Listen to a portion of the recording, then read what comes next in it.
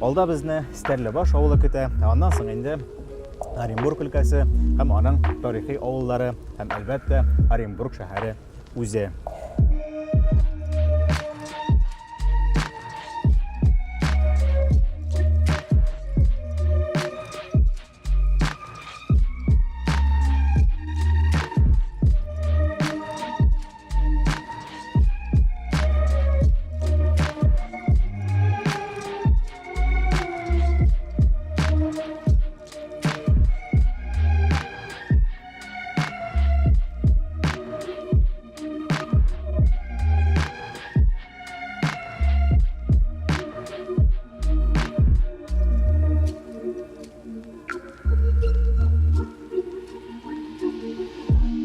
Біздің балалар көріп қалсындар, біліп қалсындар. Олар шушындай татар балалары, һәм инде шушы ауылда оларның Ирақ бабалары, мына шушы айтып яшәгәннәр.